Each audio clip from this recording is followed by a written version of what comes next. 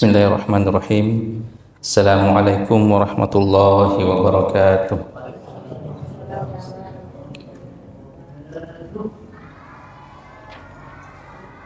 Alhamdulillahi rabbil alamin, alladzi arsala rasulahu bil huda wa dinil haqq liyudhhirahu 'alad dini kullih walau karihal musyrikun. Asyhadu an la ilaha illallah wahdahu la syarika lah wa asyhadu anna Muhammadan abduhu wa rasuluh. Allahumma salli ala Muhammadin wa ala alihi wa ashabihi wa man tabi'ahum bi ihsanin ila yaumiddin, amma ba'd. Bapak Ibu jemaah Masjid Mubarak Trika, semoga senantiasa dalam lindungan Allah Subhanahu wa taala.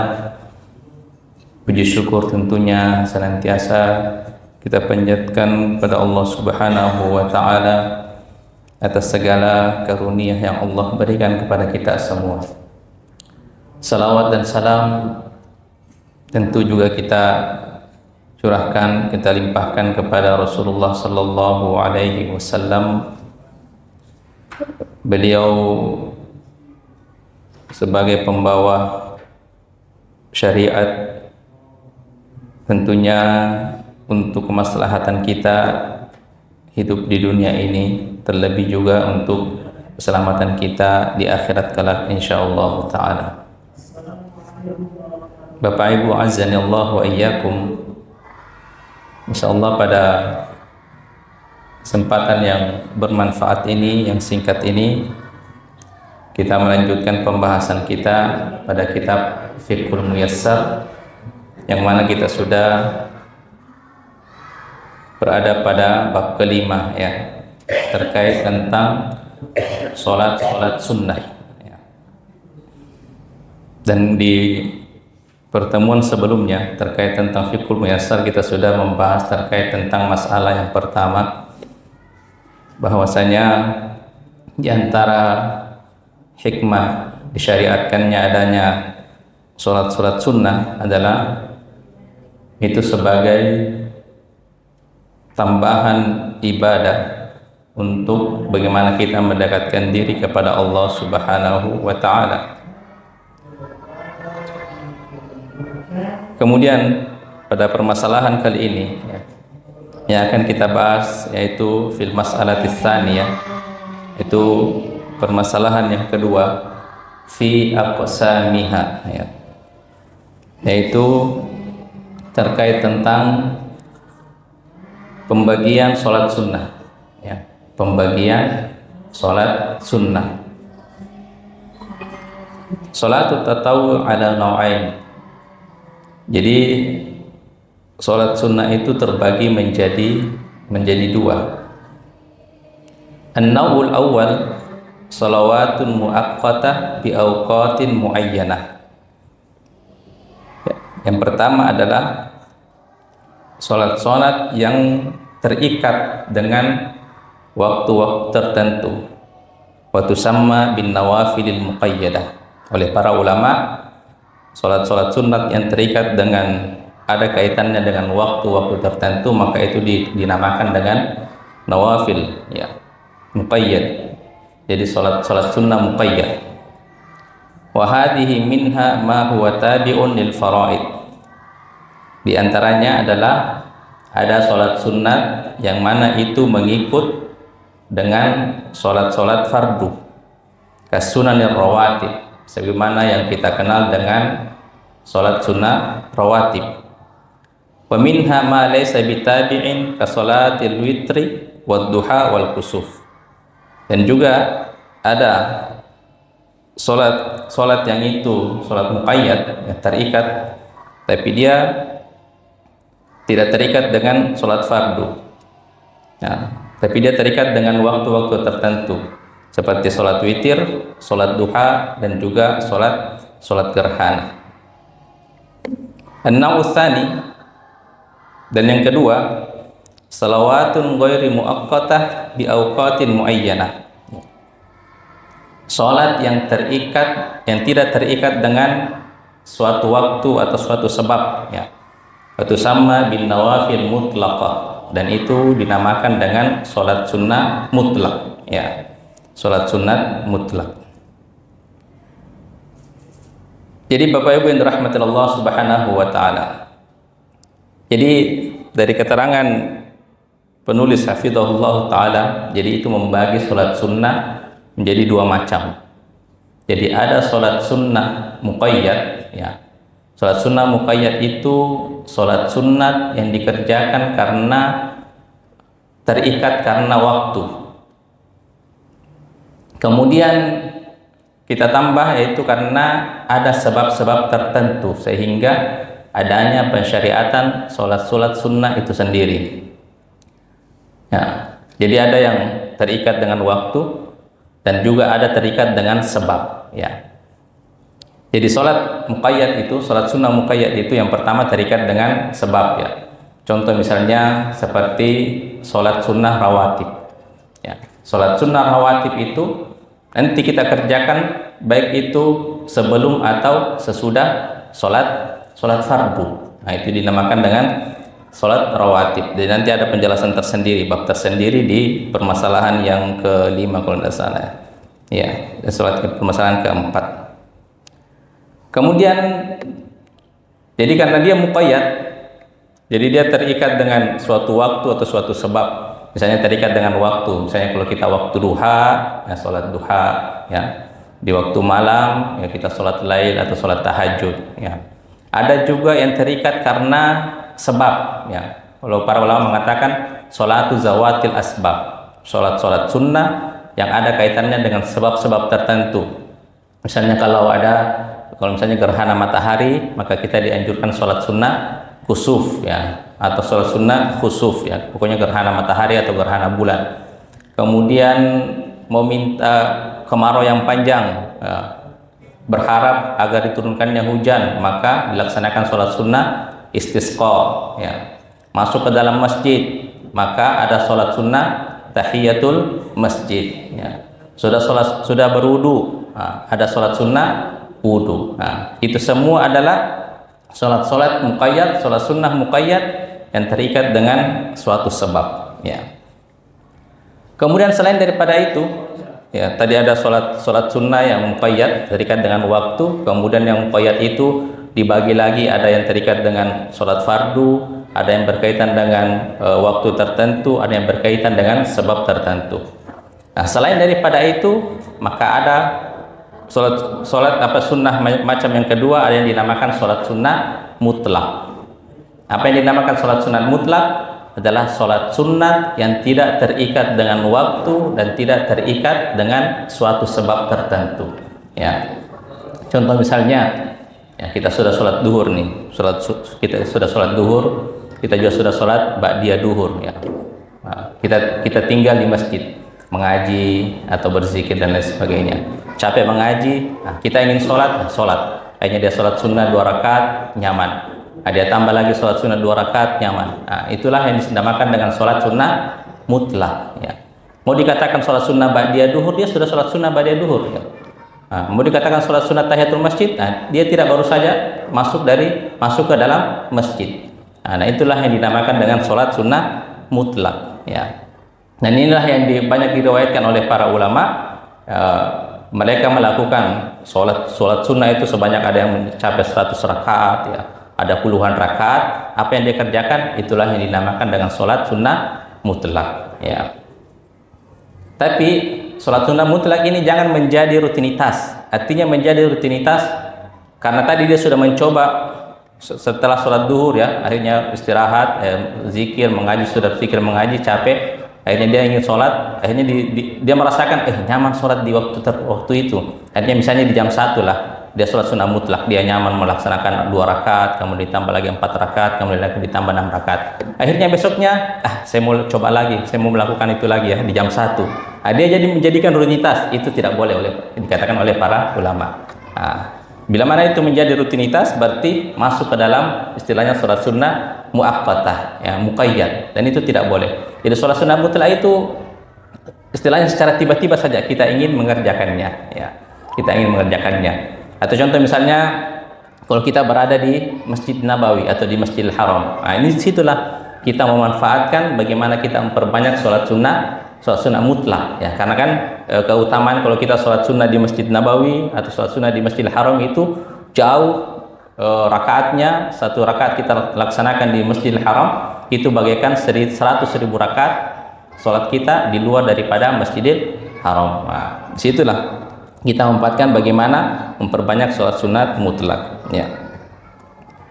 Kemudian maka dikatakan di sini wanaul awal, tadi yang pertama ya, macam yang pertama sholat sunnah muqayyad, anwa'un muta'addidah ba'duha akhirum min ba'd. Jadi sholat sunat muqayyad itu jenisnya bermacam-macam ya, banyak jenisnya, dan sebagiannya lagi itu lebih ditekankan daripada yang lainnya. Jadi di antara sholat sunnah muqayyad itu seperti tadi rawatib, kemudian sholat kusuf, kemudian sholat witir atau sholat tahajud, ada di antaranya yang lebih ditekankan daripada yang lainnya. Jadi penekanannya itu lebih kuat daripada sholat yang lainnya. Jadi sholat sunnah itu pun bermacam-macam ya.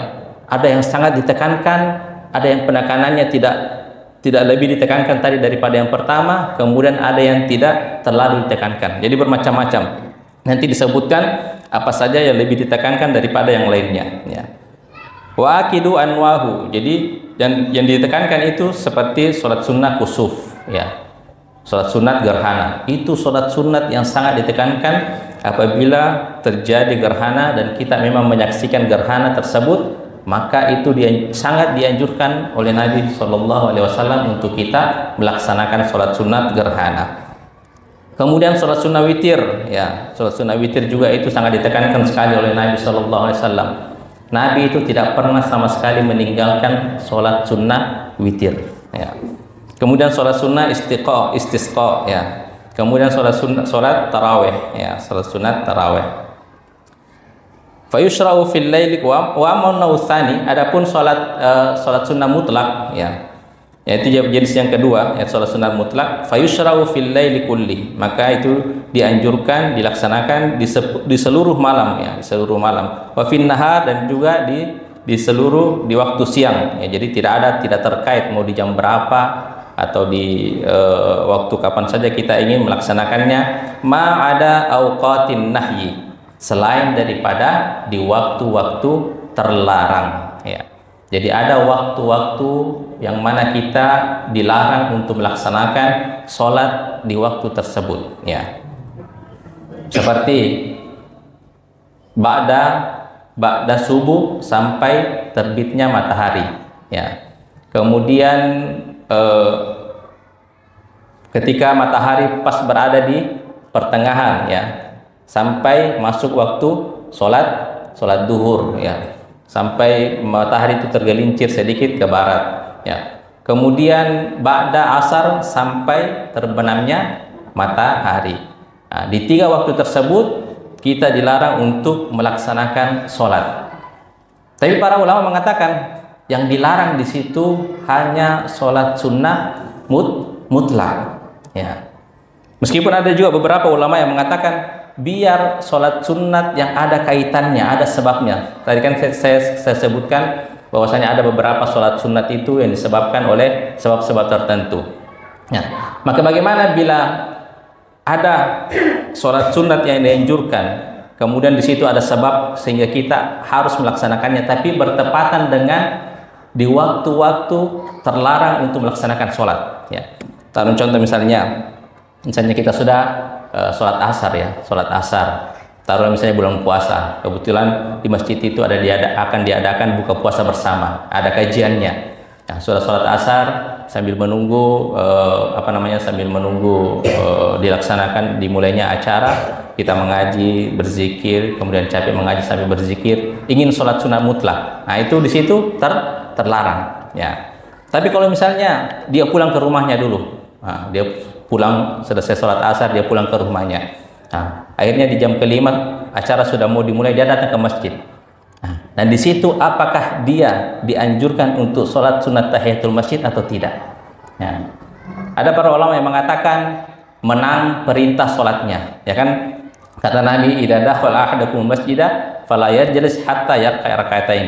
Jika kalian masuk ke dalam masjid, maka janganlah duduk sampai dia melaksanakan sholat sunnah 2 rakaat. Ya. Jadi para ulama mengatakan kalau kita masuk di masjid di waktu yang bersamaan dengan waktu-waktu terlarang, yaitu setelah sholat asar, ya, maka ada yang mengatakan, ada para ulama mengatakan tetap mengerjakan sholat. Ada ulama yang mengatakan menang waktu larangannya, artinya jangan mengerjakan sholat. Nah, jangan mengerjakan sholat. Tapi kalau pendapat yang terpilih adalah tetap melaksanakan sholat, ya, karena ada sebabnya. Ya. Makanya sekelas Imam Asy-Syaukani itu, jadi ini juga khilaf yang sangat kuat, ya, khilaf yang sangat kuat. Sampai-sampai ada salah satu ulama, Imam Asy-Syaukani, dalam kitabnya Nailul Awtar itu mengatakan, saya itu sampai menghindari masuk masjid di waktu-waktu terlarang. Saya itu menghindari masuk masjid di waktu setelah sholat asar, ya. Karena kenapa kita masuk masjid diperintahkan sholat, tapi ada juga larangannya, ya, seperti itu. Ya, tapi pada intinya, bahkan ada para ulama yang dibedakan lagi. Nah, kita lihat sholat sunnahnya, ya. Jadi tidak semua sholat sunat yang ada sebabnya ketika kita masuk ke dalam masjid, misalnya ba'da subuh atau ba'da asar, itu dilaksanakan. Kita lihat bagaimana sholat sunnah apa itu. Taruhlah misalnya sholat gerhana, ya. Gerhana kemudian ternyata gerhana itu terjadi setelah antara jam 5 sampai jam 6, ya. Maka di situ para ulama, maka di situ lebih kuat untuk melaksanakan anjuran melaksanakan sholat gerhana meskipun berada di waktu yang terlarang, ya. Karena itu jarang terjadi, ya. Adapun saya sekelas sholat sunat tahiyatul masjid, maka lebih baik untuk tidak mengerjakan. Itu pendapat yang lain, ya. Itu pendapat yang lain. Jadi intinya di waktu-waktu terlarang itu ada beberapa para ulama yang mengatakan jangan mengerjakan sholat apapun itu. Ada yang mengatakan tetap kerjakan sholat sunat, ya, apabila misalnya ada sebabnya kecuali sholat sunnah mutlak. Ada juga para ulama yang mengatakan lihat jenis sholatnya, apakah betul-betul ditekankan, dan juga kemudian sholat itu mungkin sangat jarang terjadi, seperti misalnya gerhana yang mungkin terjadi 2 tahun sekali dan lain sebagainya, maka di situ tetap mengerjakan sholat. Adapun sholat sunnah mutlak, maka itu terlarang untuk dikerjakan di waktu-waktu yang terlarang, ya, seperti setelah sholat subuh sampai terbitnya matahari, kemudian di waktu zawalus syams, ya, matahari tepat berada di atas kita sampai sedikit tergelincir ke barat, dan juga di waktu ba'da sholatul asar sampai betul-betul terbenamnya matahari. Nah, jadi itu. Jadi ada sholat sunat muqayyad, nah, kemudian ada sholat sunnah mutlak. Kemudian masalah yang ketiga, ma tusannu lahul jama'atu min sholati tatawwu, ya. Ada sholat sunat, ya, yang itu dianjurkan untuk dilaksanakan secara berjamaah, ya. Jadi terkait dengan sholat sunat yang mana pengerjaannya itu apakah dilaksanakan dengan berjamaah dan juga apakah dilaksanakan dengan sendirian, ya. Jadi ada dua. Jadi ada sholat sunat itu yang hukum asalnya itu dilaksanakan secara berjamaah, dan ada sholat sunat yang hukum asalnya itu dilaksanakan dengan sendirian, ya. Kalau di sini disebutkan tusannu sholatul jamaah, ya.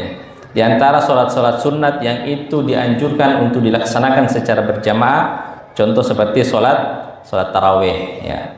Sholat tarawih adalah sholatul lail yang khusus dikerjakan. Peristilahan sholat tarawih itu hanya ketika kita berada di bulan suci Ramadan, ya. Jadi terkadang pengistilahan sholat sunnah itu bukan disebutkan oleh Nabi Shallallahu Alaihi Wasallam atau oleh Allah Subhanahu Wa Taala.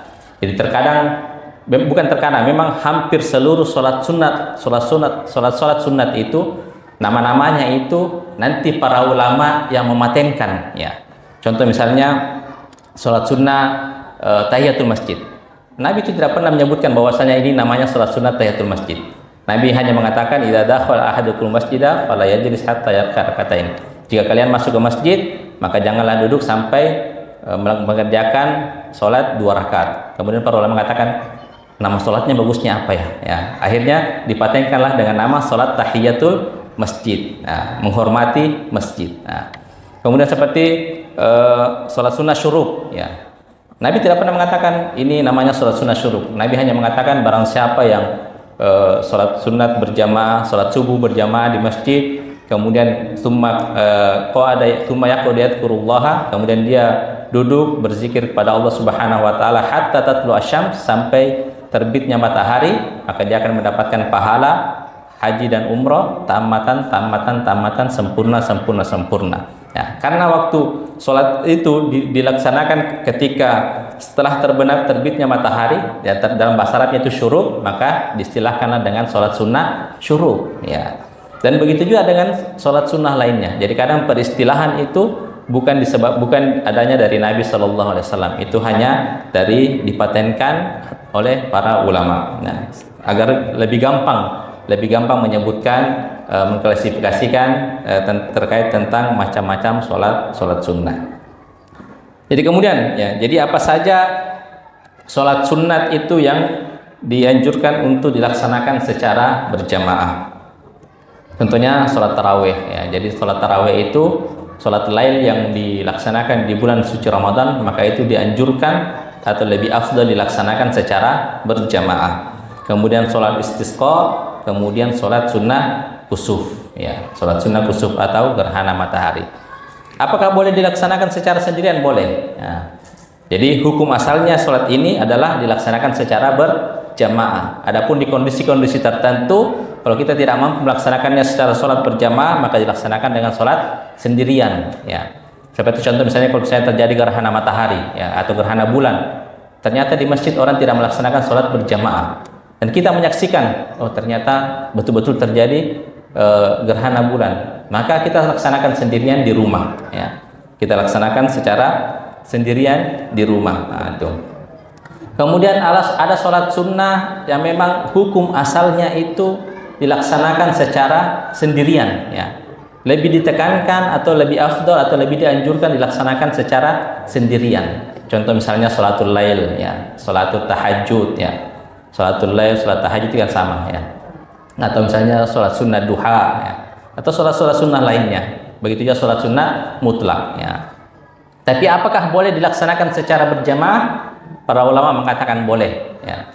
Boleh dilaksanakan secara berjamaah, tapi dengan syarat yang pertama itu tidak menjadi rutinitas, ya.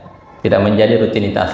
Kemudian yang kedua, tidak ada pemberitahuan sebelumnya, biduni tajmi, artinya dia sengaja menginfokan para jamaah sekalian, nanti insya Allah kita melaksanakan sholat sunnah duha, ya, secara berjamaah. Nah, tidak, ya, seperti itu. Ataupun misalnya sholat qiyamul lail, sholat tahajud, itu tidak boleh diumumkan terlebih dahulu. Nanti kita tengah malam kita melaksanakan sholat sunat tahajud secara berjamaah, tidak, ya. Jadi itu dengan syarat seperti itu, tidak menjadi rutinitas, kemudian memang tidak sengaja mengumpulkan. Nah, kemudian yang ketiga ditambah adalah boleh dalam keadaan sebagai tarbiyah, pendidikan. Biasanya di sekolah-sekolah itu melaksanakan sholat sunat duha secara berjamaah, ya, untuk sebagai pembelajaran kepada siswa-siswa, apalagi yang kalangan SD, ya. Tapi lebih baiknya itu tidak dirutinkan, ya. Sekali-kali dilaksanakan berjamaah, sekali-kali siswa itu disuruh sholat sendirian, ya, sholat sunnah duha secara sendirian. Apa dalilnya? Sholat sunnah yang asalnya sendirian itu boleh dilaksanakan secara berjamaah. Jadi pernah, ya, Nabi SAW itu sholat, ya, sholat di rumahnya Ummu Sulaim, ya. Kemudian di rumah Anas ikut, ya, sahabat Anas ikut, ya, sholat bersama Nabi SAW. Dan itu bukan karena ada sholat sebab tertentu. Nabi sholat mutlak di situ. Jadi Ummu Sulaim itu ceritanya, Ummu Sulaim pernah mengatakan kepada Nabi SAW, sekali-kali datang ke rumah berziarah, ya, datang ke rumah berziarah. Akhirnya Nabi menyanggupi, ya, undangan Ummu Sulaim, ya, undangan Ummu Sulaim, ya, datang ke rumah Nabi. Tapi sebelum Nabi pulang, Nabi mengatakan, ayo kita sholat dulu, ya. Nah, dan itu dilaksanakan menurut para ulama adalah yang dilaksanakan Nabi adalah sholat sunnah mutlak, ya. Jadi Nabi sholat, kemudian yang lainnya ikut sholat sunnah mutlak, ya. Kemudian juga Abdullah bin Abbas, ya, Abdullah bin Abbas pernah melihat Nabi SAW sholat lail, ya, sholat malam, ya, sholat malam. Tentunya sholat malam sebagaimana saya katakan tadi itu dianjurkan untuk dilaksanakan secara sendirian. Tapi Abdullah bin Abbas melihat Nabi sholat lain. Akhirnya Abdullah bin Abbas ikut, ya, ikut di samping Nabi. Dan Abdullah bin Abbas di sebelah kiri Nabi. Tapi Nabi memegang telinganya Abdullah bin Abbas, kemudian mengarahkannya agar berada di sebelah kanannya. Nah, itulah dalilnya juga kalau kita sholat berjamaah, dan kita cuma 2 orang, maka yang dianjurkan adalah berada di sebelah kanannya imam. Nah, kemudian juga Hudzaifah, sahabat Hudzaifah itu pernah melihat Nabi di masjid, ya, sholat malam, ya. Akhirnya Hudzaifah ikut, ya, karena melihat Nabi di masjid sendirian sholat, ya, Hudzaifah ikut, nah, ikut. Nah, pada saat itu Nabi sholat, ya, kemudian sudah membaca suratul Fatihah, membaca suratul Baqarah, ya. Kata Hudzaifah, mungkin Nabi setelah sampai ayat ke-100 ruku. Ternyata tidak, ya, sampai ayat 100 Nabi meneruskan, ya. Lagi-lagi Hudzaifah mengatakan, mungkin cuma sampai ayat 200 ayat, ya. Setelah sampai 200 ayat, ternyata Nabi melanjutkan lagi sampai selesai surah Al-Baqarah, ya. Hudzaifah mengatakan dalam hatinya, mungkin Nabi cuma sampai suratul Baqarah ini. Setelah selesai suratul Baqarah, tidak. Nabi melanjutkan dengan surah An-Nisa, ya. Surah An-Nisa. Nah, akhirnya sampai surah An-Nisa, kata Hudzaifah, mungkin sampai surah An-Nisa ini. Selesai surah An-Nisa, Nabi tidak ruku, dilanjut lagi dengan surah Ali Imran, ya. Jadi Al-Baqarah, An-Nisa, Ali Imran itu ada 5 juz, ya. 5 juz, ya. Mungkin kalau kita itu sudah kabur, ya. Sudah kabur, ya. Tapi Hudzaifah sudah terlanjur ikut sama Nabi, mungkin malu juga kalau ingin ditinggalkan, ya. Akhirnya barulah setelah selesai surah Ali Imran, jadi tidak berurutan, ya, karena memang kan di zaman Nabi itu surah-surah Al-Qur'an itu belum tertib, ya, belum berurutan, ya. Dan perurutan surah Al-Qur'an itu nanti di zaman Khalifah Abu Bakar radhiyallahu taala anhu. Jadi Nabi baca surah Al-Baqarah, An-Nisa, Ali Imran. Dan itu dilaksanakan secara berjamaah sekali ahyanan, kadang-kadang. Jadi sholat sunnah itu yang hukum asalnya kita laksanakan secara sendirian, boleh sekali-kali dilaksanakan secara berjamaah, ya, seperti itu. Tapi kenapa penulis di sini tidak menyebutkan ada satu sholat sunnah yang tidak disebutkan secara berjamaah, yaitu sholat Idul Fitri dan Idul Adha, ya. Bahkan Idul Fitri dan Idul Adha itu patennya dilaksanakan secara berjamaah. Nah, tadi setelah saya cek, saya buka di bab Idul Fitri, sholat Id, ternyata penulis memilih pendapat bahwasanya sholat Idul Fitri dan Idul Adha itu adalah fardu kifayah, ya, bukan sholat sunnah, tapi masuk sholat fardu kifayah. Nah, bila ada seseorang di kampung itu yang sudah melaksanakan, maka yang lain gugur kewajiban. Itu ada nanti bab tersendiri di bab sholat Id. Kemudian masalah yang keempat, fi adadir rawatib, ya. Jadi kita membahas terkait tentang sholat sunnah rawatib, ya. Wa rawatibu jam'u ratibah, ya. Rawatib itu jamak daripada kata-kata ratibah. Wa hiya daimatul mustamirrah, sesuatu yang selalu terus-menerus berlangsung, ya. Wa hiya at-tabi'atu lil faraid, ya. Dan sholat sunnah rawatib itu dia ikut, ya, ikut kepada sholat sunnah sholat fardu, ya. Dia ikut sholat fardu, baik itu qobliyah atau ba'diyah, baik itu sebelum sholat fardu ataupun setelah sholat fardu. Wa faidatu hadhihi rawatib annaha tajburul khalal wan naqs alladhi yaqau fil faraid. Dan di antara faedah, ya, kita mengerjakan sholat sunnah rawatib adalah itu untuk menutup kekeliruan dan kekurangan yang terjadi ketika kita melaksanakan sholat fardu, ya. Kama madha bayanu, sebagaimana penjelasannya di masalah pertama. Nah, kita sudah jelaskan bahwasanya di antara faedah keutamaan kita memperbanyak sholat sunnah rawatib adalah itu untuk menutup atau menyempurnakan kekeliruan, kekurangan yang terjadi ketika kita melaksanakan sholat fardu, ya, sholat wajib. Dan memang hampir sesuatu yang mustahil seseorang itu bisa sempurna dalam melaksanakan sholat fardunya, ya. Kalau istilah para ulama itu 1:1000, ya. 1:1000 seseorang yang betul-betul sempurna ketika dia melaksanakan sholat, ya. Karena banyak kekurangan, baik dari segi niatnya, kemudian dari segi kehusyuannya, kemudian dari segi kesempurnaan, apakah betul-betul gerakan dan bacaannya sesuai dengan gerakan dan bacaan Nabi Shallallahu Alaihi Wasallam. Nah, jika kita tidak mampu menyempurnakan itu semua, maka bagaimana cara kita untuk menutupi kekurangan itu? Maka kita melaksanakan memperbanyak sholat sunat rawatib. Nah. Wa adadur rawatib asyra rakaat, ya. Dan jumlah salat rawatib, salat sunnah rawatib itu ada 10 rakaat. Jadi ada yang menyebutkan ada 10 rakaat. Wa hiya al-madhkuratu fi hadits Ibnu Amr, dan itu disebutkan dalam hadis Ibnu Amr, hafidtu an Rasulillah sallallahu alaihi wasallam rakaataini qabla adh-dhuhri wa rakaataini ba'da adh-dhuhri wa rakaataini ba'da al-maghrib wa rakaataini ba'da al-isya wa rakaataini qabla al-ghada, ya. Kanat sa'ah la adkhulu an-nabi sallallahu alaihi wasallam fiha.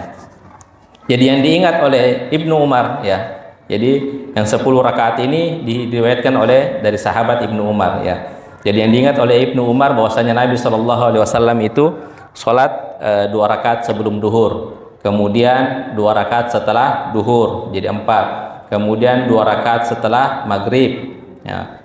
Kemudian 6, jadi kemudian 2 rakaat setelah sholat isya, 8, dan 2 rakaat sebelum sholat subuh. Jadi 10 rakaat, ya. Jadi 10 rakaat.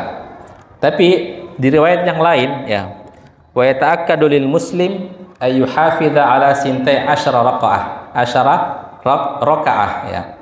Dan juga ditekankan bagi seorang muslim untuk menjaga 12 rakaat, ya, 12 rakaat. Liqaulihin Nabi sallallahu alaihi wasallam, berdasarkan hadis Nabi sallallahu alaihi wasallam, ma min 'abdin muslim yusalli lillahi ta'ala fi kulli yawmin 12 rakaah illa banallahu lahu baitan fil jannah atau illa bunya lahu baitan fil jannah. Berdasarkan hadis Nabi sallallahu alaihi wasallam yang diriwayatkan oleh Imam Muslim dari Ummu Habibah, ya.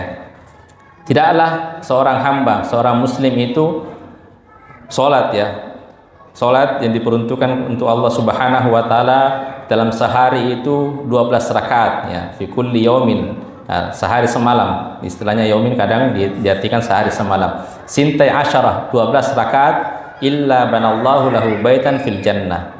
Keutamaannya adalah jika ada seorang senantiasa menjaga salat sunnah 12 rakaat, salat sunnah rawatibnya 12 rakaat sehari semalam, maka kecuali Allah akan membangunkan baginya rumah di dalam surga, ya, Masya Allah.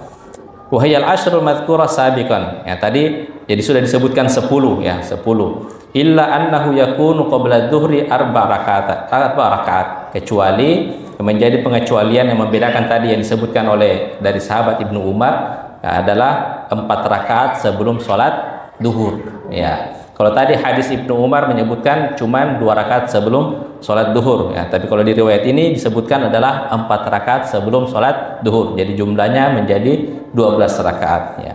Faqad zadat Tirmizi, ya, fi riwayatin hadis Ummu Habibah, ya.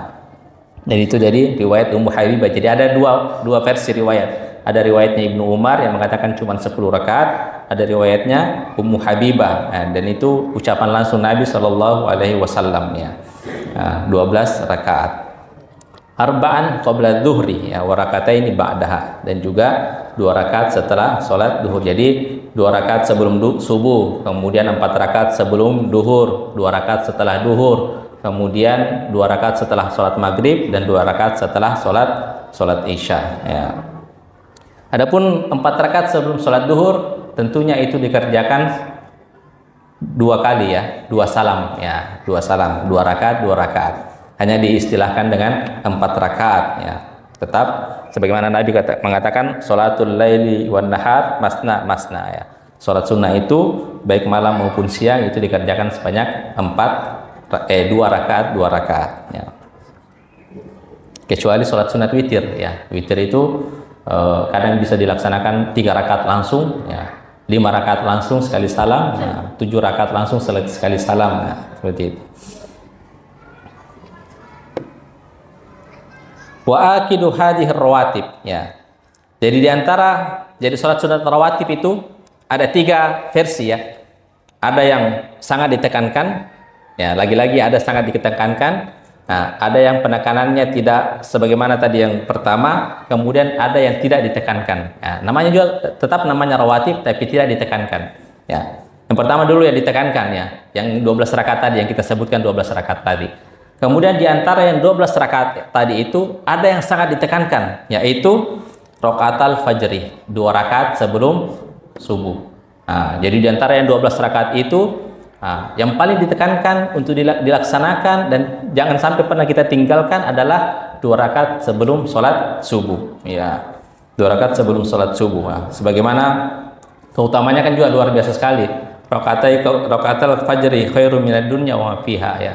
2 rakaat di riwayat yang lain rakaatai qabla al-fajri khairum minad dunya wa ma fiha. 2 rakaat sebelum sholat subuh itu lebih baik daripada dunia dan seisinya. Ya. Lebih baik daripada dunia dan seisinya. Kemudian juga berdasarkan hadis dari Aisyah radhiyallahu taala anha taini rakataini walam yakun yad'uhu ma'abadan. Ya, jadi sebagaimana Aisyah mengatakan, Nabi itu sama sekali tidak pernah meninggalkan sholat sunat 2 rakaat sebelum sholat sholat subuh. Abadan, selama-lamanya. Nabi tidak pernah. Adapun sholat sunnah yang lain seperti ba'diyah duhur atau qobliyah zuhur itu Nabi pernah meninggalkan. Ketika safar kan, kalau kita safar kemudian di qasar, ya, jamak qasar itu kan tidak dianjurkan untuk dilaksanakan, ya.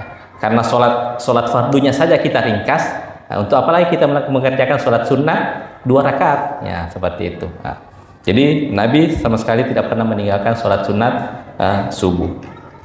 Kemudian ada juga sholat sunat rawatib tapi tidak ditekankan. Artinya tetap ada pensyariatannya tapi tidak ditekankan. Contoh, sholat sunat 4 rakaat sebelum sholat asar, ya, qobliyah asar. Nah, kemudian 2 rakaat sebelum sholat sunat maghrib dan 2 rakaat sebelum sholat sunat sebelum sholat isya. Ya, 2 rakaat sebelum maghrib, kemudian 2 rakaat sebelum sholat isya. Nah, itu dianjurkan tapi tidak ditekankan, ya. Jadi dia masuk sholat sunat rawatib karena namanya rawatib itu ikut dengan sholat fardu, ya. Cuma dia tidak masuk sholat sunnah muakkad, ya, yang ditekankan, tapi dianjurkan, ya. Dan juga ada keutamaannya sebagaimana kata Nabi SAW, rahimallahu imra'atan man shalla qabla al-asri arba'an, ya. Allah merahmati orang yang sholat 4 rakaat sebelum sholat asar, ya. Jadi 2 rakaat 4 rakaat. Kemudian juga sebelum maghrib dan sebelum isya itu keumuman hadis Nabi SAW, bainal adainaini sholat, ya. Di antara 2 azan, artinya 2 azan, di antara azan dan iqamat pasti ada sholat sunnah, ya. Jadi sholat sunat maghrib dan juga sebelum maghrib dan juga sholat sunat sebelum sholat isya, itu ada. Cuma tidak ditekankan, tidak terlalu, bukan memang tidak terlalu tidak ditekankan, ya. Biduni akid, ya. Tidak ditekankan itu. Jadi selain daripada itu 12 rakaat tadi itu sangat ditekankan sekali. Jadi itu diantara, jadi kita harus menjaga itu, ya, menjaga itu sholat sunat rawatib kita, ya. Sholat sunat rawatib jangan sampai kita meninggalkannya. Keutamaannya tadi luar biasa, ya. Karena siapa yang menjaga, tidaklah seorang muslim menjaga sholatnya 12 rakaat fi kulli yaumin wa lailah, ya, setiap malam, setiap siang dan malam, setiap hari itu, illa banallahu lahu baitan fil jannah, kecuali Allah akan membangunkan untuknya rumah di dalam surga Allah Subhanahu wa taala. Dan juga kalau kita betul-betul menjaga sholat sunat rawatib, ya, bila mana di kemudian hari kita ada uzur untuk melaksanakannya, tapi sudah menjadi rutinitas kita dan betul-betul kita memang betul-betul menjaganya. Sebagaimana saya pernah menjelaskan, kata Nabi sallallahu alaihi wasallam, "Idza maridal abdu aw safara kutiba lahu ma kana ya'malu sahihan aw muqiman." Jika seorang hamba sakit atau dalam keadaan musafir, ya. Jadi ketika sakit dan musafir, dia tidak bisa lagi, tidak ada waktu, tidak ada kesempatan untuk mengerjakan sholat sunat yang sebelumnya dia jaga memang sebelumnya, ya. Dan ketika dia musafir atau sakit, dia tidak mampu melaksanakan rutinitas sholat sunnahnya, sholat sunat rawatibnya, sholat sunat duhanya. Tapi kata Nabi SAW, kutiba lahu maka naya amalu sahihan au mukiman. Tetap akan dicatatkan baginya pahala seakan-akan dia melaksanakan sholat tersebut sebagaimana ketika dia dalam keadaan tidak musafir atau dalam keadaan sehat, ya. Itu jadi kalau ada ibadah, ya, yang memang kita rutin menjaganya seperti sholat sunnah rawatib. Nah, ketika kita musafir kan tidak dianjurkan untuk dilaksanakan karena musafir, ya. Kita dianjurkan justru untuk menjamak sholatnya kemudian mengqasar. Dan di situ kita tidak melaksanakan sholat sunnah rawatib tersebut, tapi kata Nabi kita tetap akan mendapatkan pahalanya, ya, meskipun kita tidak mengerjakannya. Nah, atau kita sakit, ya sakit, tentunya kalau untuk melaksanakan sholat fardu saja berat, apalagi untuk melaksanakan sholat sunnah. Ya, jadi kita tidak perlu melaksanakan sholat sunnah, tapi insya Allah Taala Allah tahu niat kita, bilang ini hambaku, kalau dia tidak sakit pasti dia akan melaksanakan sholat qabliyah atau ba'diyah, pasti dia akan melaksanakan sholat sunnah tarawatib. Maka disitulah tetap dicatatkan bagi kita pahala, seakan-akan kita melaksanakan sholat sunnah tarawatib tersebut, ya. Karena memang sebelumnya kita betul-betul menjaganya, ya. Di waktu ketika kita waktu luang dan juga sehat, kita pasti selalu menjaganya tanpa pernah meninggalkan sholat sunnah tarawatib tersebut. Begitu juga amalan-amalan yang lainnya, amalan-amalan yang lain, mengaji, sholat sunnah duha, ya. Bila mana kita senantiasa merutinkan menjaganya, tapi kemudian di kemudian hari ternyata ada uzur kita untuk melaksanakannya, maka kita tetap akan mendapatkan pahala tersebutnya. Disitulah salah satu juga letak bagaimana maha pengasih dan maha penyayangnya Allah Subhanahu wa Ta'ala. Bapak Ibu dirahmati Allah Subhanahu wa Ta'ala. Kemudian masalah yang kelima. Oke, saya kira cukup karena sudah hampir juga masuk waktu sholat isya. Jadi itulah terkait tentang macam-macam pembagian sholat sunat. Jadi ada yang muqayyad dan ada yang mutlak. Yang muqayyad yang terikat dengan waktu, terikat dengan sebab, ya. Dan juga ada yang mutlak, tidak terikat waktu dan tidak terikat sebab. Kemudian terkait juga dengan sholat sunnah rawatib, ya. Saya kira itu insya Allah pada pertemuan selanjutnya kita akan membahas terkait permasalahan yang kelima, terkait tentang sholat witir, ya. Jadi ada juga pembahasan khusus ini terkait dengan sholat witir, karena sholat witir juga sholat sunat yang sangat ditekankan sekali untuk kita rutin melaksanakannya. Saya kira itu. Sallallahu alaihi Muhammad walhamdulillahirabbil alamin. Alhamdulillah, tadi sudah kita dengarkan pembahasan mengenai sholat sunnah yang insyaallah akan masih berlanjut di pekan depan. Kami berikan kesempatan kepada jamaah apabila ada hal-hal yang mungkin mau ditanyakan, kami persilakan.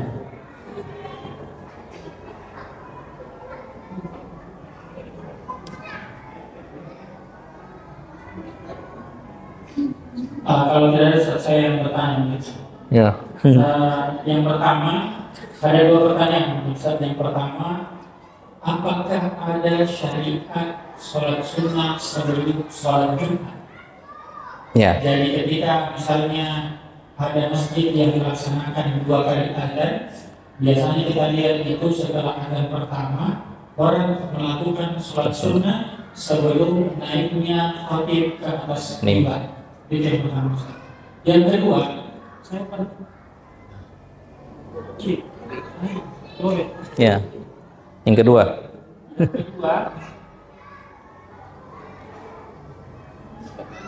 Yang kedua, Ustaz, saya pernah mendengar bahwa ketika khatib naik mimbar, kemudian dilakukan setelah salam, kemudian azan, kemudian kita baru datang, maka sebaiknya kita langsung melaksanakan sholat sunnah, tidak usah menunggu azan itu selesai baru sholat sunnah, karena mendengarkan khutbah itu hukumnya wajib dan mengerjakan sholat sunnah itu ya sunnah, jadi kita harus mendahulukan yang wajib daripada sunnah. Kira-kira bagaimana? Ya. Terkait tentang istilahnya kalau kita bahasakan qobliyah Jumat, ya. Maksudnya sholat sunat sebelum dilaksanakan sholat Jumat. Taruh misalnya di azan pertama, atau misalnya di masjid yang kebetulan masjidnya itu dia memakai 2 azan, ya. Azan pertama, azan. Kemudian setelah azan banyak kaum muslimin itu bangkit melaksanakan sholat sunnah, ya.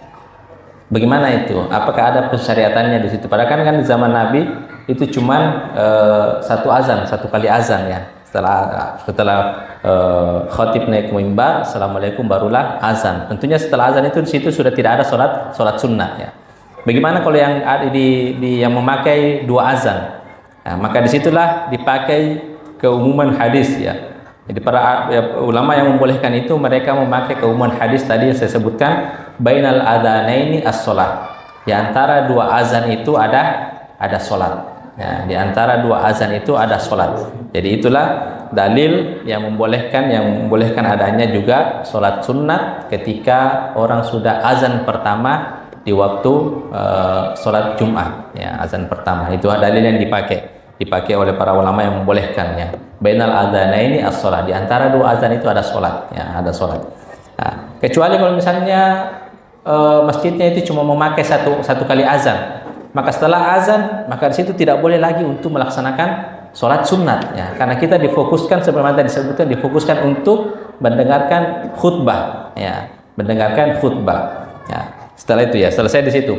Kemudian bila mana ada jamaah yang masuk setelah ketika azan sedang berlangsung, ya, dia masuk ternyata orang sudah asyhadu an la ilaha illallah. Kira-kira mana yang lebih bagus? Apakah dia menunggu menjawab azan, menunggu selesainya azan baru sholat sunat, atau dia langsung melaksanakan sholat sunat? Para ulama mengatakan, menguatkan yang lebih afdal bagi dia adalah dia langsung untuk melaksanakan sholat sunat di situ, agar nanti dia bisa mendengarkan secara full orang khutbah. Ya, karena mendengarkan khutbah itu adalah wajib di antara rangkaian Jumat. Ya, jadi dia tidak perlu menunggu selesainya azan dulu.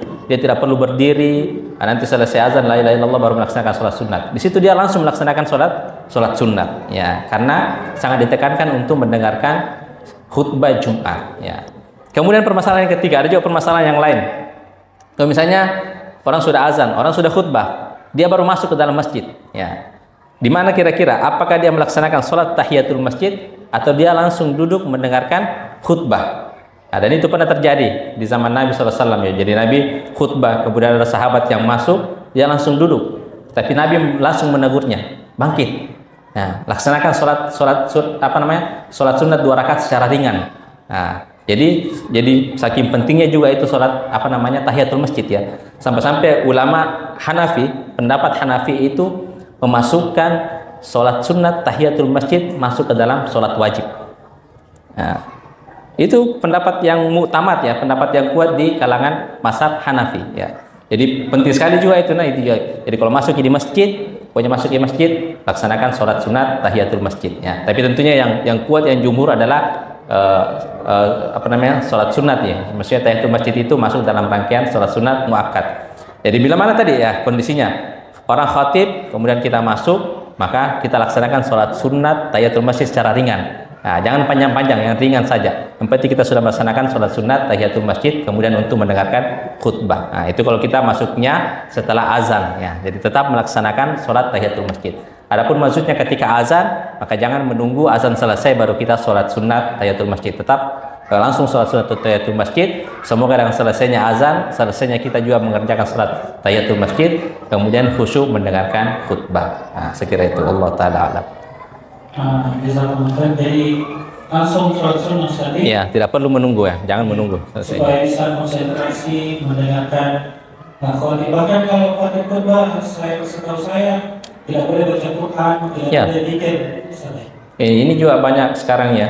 Jadi ketika orang khutbah itu sia-sia pahala sholat Jumat kita. Ya, kita mungkin mendapat gugur kewajiban, tapi tidak ada pahala yang kita dapatkan dari rangkaian Jumat kita. Ketika orang khutbah, bahkan di zaman Nabi itu memainkan kerikil saja, ya, kerikil saja itu sudah kata Nabi faqadal lagaut, ya, dia melakukan perkara yang sia-sia. Apalagi kalau di zaman sekarang jawab WA, ya, main game, orang khutbah sambil main game, itu malaikat gergetan itu, ya. Mengaji saja dilarang, ya, mengaji saja dilarang, berzikir dilarang. Pokoknya betul-betul kita diam mendengarkan khutbah. Apalagi kalau misalnya main HP, main game, tidur, dan lain sebagainya. Nah, itu, ya, tidur sama. Nah, itu seperti saya kira itu. Iya, alhamdulillah kami sih Ustaz, kalau sholat Jumat itu saking kami hati-hatinya, kami tidak menghindarkan celeng. Ya, itu ya perlu, ya. Memang ada para ulama itu yang melarang kita mengedarkan celengan, karena itu juga bisa membuat kita lalai dari mendengarkan khutbah. Iya, jadi kami tidak mendengarkan celengan kalau Jumat itu. Makanya para khatib juga itu dianjurkan khutbahnya singkat, ya, singkat padat, jangan terlalu lama. Nah, itu bisa membuat orang nantinya konsentrasi terganggu, tidur dan lain sebagainya. Oh, no. Ada satu pertanyaan? Ada?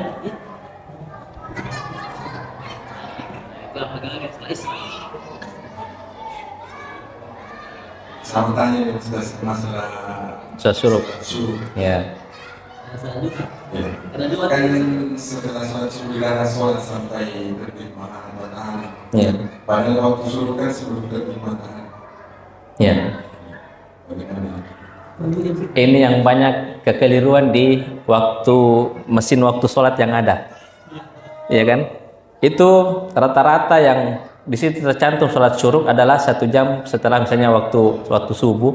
Itu kadang-kadang di jam 6, taruh misalnya subuh itu jam 5 lewat 49 ya, 49. Kemudian tercantum di situ terbit syuruknya itu di jam 6 lewat 5 menit misalnya. Di situ jangan dulu laksanakan. Yang afdal itu nanti lewat 15 menit setelah waktu syuruk. Itu bukan sholat syuruk itu pas terbitnya matahari, justru di situ terlarang. Jadi ada memang itu apa jadwal sholat itu jadwal di sini. Ketika sudah bunyi titik di jam 5, di jam 6 lewat 5 menit orang langsung bangkit melaksanakan sholat syuruk. Padahal di situ bukan, itu penanda terbitnya matahari. Nanti setelah 15 menit setelahnya atau 10 menit barulah di situ kita melaksanakan sholat sunat syuruk. Ya. Ada memang itu masjid yang jadi dia waktunya di situ alarmnya itu waktunya di alarm ketika matahari terbit, dan ada juga ketika yang betul-betul memahami, ada juga yang alarmnya ketika pas di waktu dianjurkan sholat sunnah syuruk, artinya 15 menit setelah waktu terbit. Nah, jadi sekitar jam 6 lewat 20 menit. Nah, di sini jam berapa? Nah, itu belum. Nah, pas terbit. Nah, itu di situ belum. Nanti di jam lewat 10 menit setelahnya atau 15 menit setelahnya. Nah, itu kadang di situ. Jadi karena biasa kalau saya di masjid dekat rumah itu awalnya seperti itu, banyak jamaah. Tapi setelah saya tegur itu belum itu masih waktu terbit. Nanti sholat syuruknya itu setelah matahari mulai agak terangkat sedikit ya. Kata para ulama itu setinggi tombak. Nah, jadi mungkin sekitar 20 menit 15 menit setelah waktu terbit. Nah, itu perlu dipahami juga. Ya, tapi kan itu ketidaktahuan kita ya. Semoga apa yang kita lakukan sebelumnya itu tetap mendapat pahala dari Allah Subhanahu wa taala karena ketidaktahuan kita ya. Ya, duha itu syuruk itu sholat duha di awal waktu. Nah, jadi sholat syuruk itu juga sholat duha namanya. Cuman kita laksanakan di awal waktu. Nah, ada di tengah waktu, ada di akhir waktu ya. Ada juga istilahnya itu di tengah waktu, tapi saya lupa. Nah, di tengah waktu ada istilahnya juga. Tapi kalau di awal waktu itulah yang dinamakan sholat syuruk. Itu juga sholat duha, cuma namanya syuruk karena bertepatan dengan setelah terbitnya matahari. Ya. Dan itu punya keutamaan khusus ya. Jadi ada pahala khusus ketika syuruk, jadi ada pahala khusus ketika sholat duha di pertengahan waktu. Ya, itu. Semoga bisa dipahami. Allah Taala. Ada satu lagi di sholat. Ya, silakan. Mengenai sholat sholat subuh saya. Kenapa? Apakah harus di masjid atau sebelum masjid juga boleh? Sholat sunat sebelum subuh. Ya. Sebelum sholat subuh. Dan memang afdolnya sholat sunat rawatib itu sholat sunat itu dilakukan di rumah. Nah, di rumah. Jadi boleh di rumah, boleh juga nanti ketika kita berada di masjid. Ya, tidak masalah kita melakukan sholat sunat rawatib. Orang sudah azan, menunggu azan, kita sholat sunat dulu di rumah. Nanti ketika di masjid, tinggal melaksanakan sholat tahiyatul masjid. Nah, tanpa harus lagi mengulang sholat sunat qabliyah subuhnya. Nah. Ada lagi Pak Ustaz, bagaimana kalau sholat subuh itu kan biasa terlambat? Emang dahulukan sholat di masjid apa sholat sunat subuh? Kalau misalnya kita kayaknya tidak sempat main nih, sisa 2 menit lagi orang qomat, langsung kerjakan sholat sunat qabliyah subuh juga dengan niat itu sholat sunat pengagungan masjid tak. Ya, kayaknya namanya tahiyatul masjid itu adalah yang penting kita melaksanakan sholat ketika kita masuk ke dalam masjid. Nah, jadi itu kita niatkan sholat qabliyah subuh sekaligus ini juga tahiyatul masjid. Nah, seperti itu. Meskipun waktunya lowong juga tidak masalah. Misalnya masih ada 5 menit atau 6 menit ya, kita langsung sholat qabliyah subuh saja ya. Niatkan juga tahiyatul masjid, tidak masalah. Tapi lebih bagus kalau banyak sholat sunat ya, sholat sunat tahiyatul masjid, kemudian sholat sunnah qabliyah subuh. Nah, seperti itu. Alhamdulillah. Alhamdulillah. Saya kira cukup Bapak Ibu sekalian. Insya Allah kita akan bertemu kembali di pekan depan membahas mengenai sholat witir. Dan insya Allah pengajian-pengajian seperti ini banyak manfaatnya Bapak Ibu sekalian.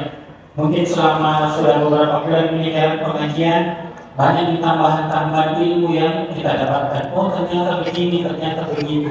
Jadi insya Allah saya juga lagi membicarakan sama Ustaz Abdillah untuk kita tambah satu materi lagi dengan Ustaz yang berbeda supaya menambah warna. Jadi kemungkinan itu kita akan pengajian 10 kali dalam 1 bulan. Jadi kalau ibu jangan khawatir buahnya ada tidak ada, buahnya tidak ada masalah. Yang penting datang di pengajian. Jadi pengajian itu mencerdaskan jamaah itu tanggung jawabnya pengurus masjid.